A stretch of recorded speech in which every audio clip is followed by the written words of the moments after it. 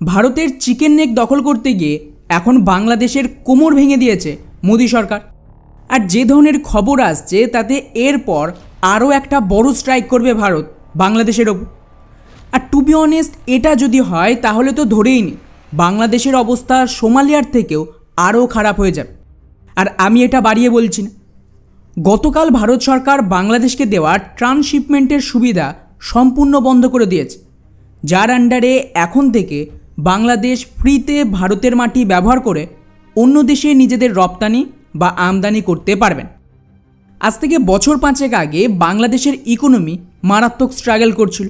আর বাংলাদেশের ইকোনমিকে সাপোর্ট দেওয়ার জন্য 2020 সালে একটা অফার করে, যেখানে ভারতের অফার ছিল যে বাংলাদেশ মিডল ইস্ট থেকে শুরু করে ইউরোপ, আফ্রিকা সব দেশে যত গার্মেন্টস আর বাকি জিনিস রপ্তানি করে তার দাম কমানোর জন্য ভারত নিজেদের রোড, রেল রুট আর ট্রান্সপোর্টের সিস্টেম, এমনকি এয়ারপোর্টও ব্যবহার করার সুবিধা দেবে। এবং এত কিছুর জন্য বাংলাদেশকে এক্সট্রা ভারতকে ফি দিতে হবে না। মানে সহজ ভাষায় ওরা কিন্তু ফ্রিতে ভারতের ট্যাক্স পেয়ারের টাকায় তৈরি এত ভালো রোড, রেল আর এয়ারপোর্ট ব্যবহার করত নিজেদের গার্মেন্টস প্রোডাক্ট আমেরিকা, ইউরোপ আর মিডল ইস্টের রপ্তানির জন্য। এছাড়াও পাকিস্তান, ভুটান, নেপাল এইসব দেশের সাথে ওরা ফ্রিতেই ট্রেড করতে পারত ভারতের ভেতর দিয়ে।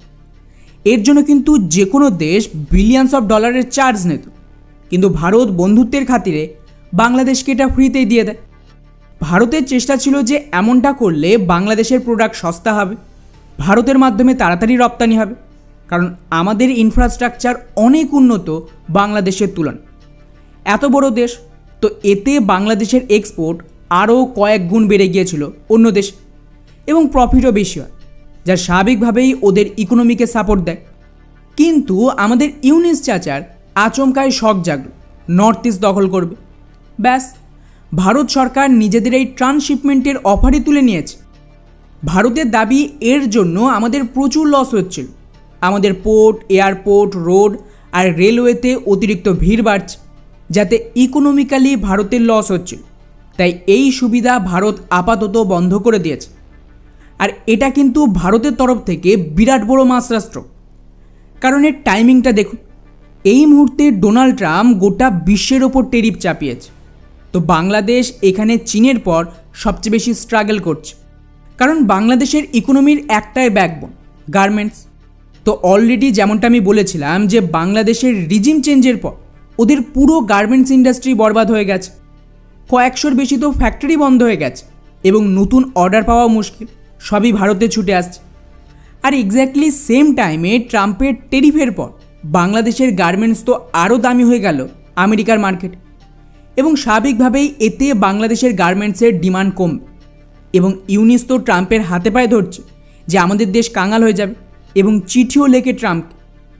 আর এত কিছুর পরে তাও হয়তো বাংলাদেশ সামলে নিত, কিন্তু ঠিক সেই সময় ভারত নিজেদের এই যে ট্রান্সশিপমেন্টের চুক্তি সেটাই ক্যান্সেল করে দিল। এর ফলে কী হবে? দ্রুত গার্মেন্টস রপ্তানি আটকে যাবে। উপরন্তু এগুলো এখন অন্য দেশ বা ভারতের থ্রুও রপ্তানি করার জন্য বাংলাদেশকে অতিরিক্ত টাকা দিতে হবে, যা ওদের গার্মেন্টসকে আরও বেশি দামি করে দেবে। এখন আপনি অ্যাজ এ কাস্টমার ভাবুন, যদি আপনি বাংলাদেশ থেকে এই গার্মেন্টস আমদানি করতে এই ইকোনমিক ক্রাইসিসের মধ্যে, তার মধ্যে যদি দেখেন যে সময় মতন ডেলিভারি হচ্ছে না, ট্যারিফের জন্য দাম তো অনেক বেশি, তার উপর শিপমেন্টের জন্য আপনাকে আরও অতিরিক্ত খরচ করতে হচ্ছে, তখন আপনি কি এটা কিনতে রাজি হতেন? কোনো দিন না। ডেফিনেটলি আপনি অল্টারনেটিভ খুঁজবেন, আর ভারত হলো সেই অল্টারনেটিভ। উপরন্তু ভারত আর আমেরিকার ট্রেড ডিল নিয়েও তো কথা চলছে। এটা হয়ে গেলে আমাদের ওপর যে ট্যারিফ রয়েছে সেটা আরও কমে যাবে, কিন্তু বাংলাদেশের গার্মেন্টস স্ট্রাগল করবে। এতে কিন্তু বাংলাদেশের ইকোনমিতে সরাসরি মারাত্মক ইম্প্যাক্ট আসবে। আর এখানেই শেষ নয়, কথা তো এটাও চলছে যে ভারত বাংলাদেশের সাথে করা 2015 সালের মোটর ভেহিকেল এগ্রিমেন্টও বাতিল করতে পারে। আর যদি এটা করে তাহলে ধরে নিন বাংলাদেশের কফিনের শেষ পেরেক হবে, কেননা এই ডিল খুব গুরুত্বপূর্ণ বাংলাদেশের ইকোনমির জন্য।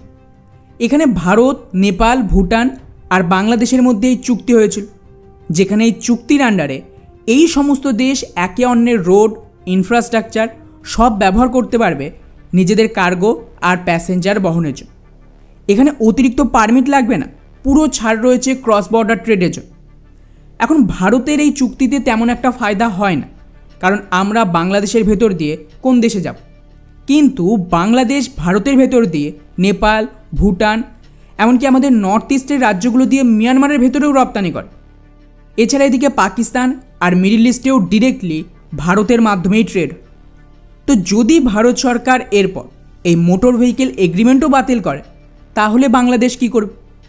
নেপাল, ভুটান, পাকিস্তান, মিয়ানমারের ট্রেড তো গেল, উপরন্তু মিডল ইস্ট আর পশ্চিমা দেশগুলিতেও রপ্তানি মারাত্মক মুশকিল হয়ে যাবে।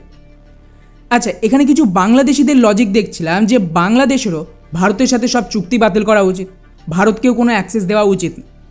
তো তাদেরকে জানিয়ে রাখি যে সমস্ত পোর্টের ডিল আর রোড ট্রান্সপোর্টের ডিল হয়েছিল, সেটা চালুর আগেই তো বাংলাদেশের রিজিম চেঞ্জ হয়। তো এমনিতেও আমাদের তেমন একটা লাভ হচ্ছে না। বাকি রইল নর্থ ইস্টে যাওয়া। এর জন্য ভারত মিয়ানমারের সাথে কালাদান প্রজেক্ট করেছে, যাতে পশ্চিমবঙ্গ আর নর্থ ইস্ট জুড়ে রয়েছে। আর এই মিয়ানমারের রাখাইন স্টেট দিয়ে কিন্তু এই রুট গিয়েছে। আর এই রাখাইন স্টেটে কারা রয়েছে? Arakan army. ফলে বলারই প্রয়োজন নেই যে আরাকান আর্মি কী বলছে ভারতকে নিয়ে, আর কারা আরাকান আর্মিকে সাপোর্ট দিয়েছে। তো এই রুট তো একেবারেই সিকিউর। তো লস যদি কারোর হয়, সেটা হচ্ছে অ্যাকচুয়ালি বাংলাদেশ। যেদিন প্রধানমন্ত্রী মোদি ইউনিসের সাথে হাত মেলায়, সেদিনই ফিক্স হয়ে গিয়েছিল ইউনিসের খেল খতম। এটাকে নিয়ে তো আমি পোস্টও করেছি। এখন জাস্ট কল্পনা করুন যে ভারত আরও কয়েক ধাপ এগিয়ে ধীরে ধীরে বাংলাদেশের গার্মেন্টসের র মেটেরিয়াল আটকে দিল, ওদের ফুড সাপ্লাই আটকাতে শুরু করলো, ডিজেল সাপ্লাই আটকাতে শুরু করলো, মেডিসিনও আটকে দিল। তাহলে বাংলাদেশের কী হবে বুঝতে পারছেন? তো গার্জিয়ান অফ দ্য সি বলছিল না ইউনিস, ভারত দেখিয়ে দিল আসল guardian of the C K. বাকি আপনাদের কি মনে হয় যে এইভাবে ভারতের মোটর ভেহিকেল এগ্রিমেন্ট আর বাকি সাপোর্টও আটকে দেওয়া উচিত অন্তত 2-4 বছরের জন্য? নিচে অবশ্যই কমেন্ট করে জানাবেন। জয় হিন্দ।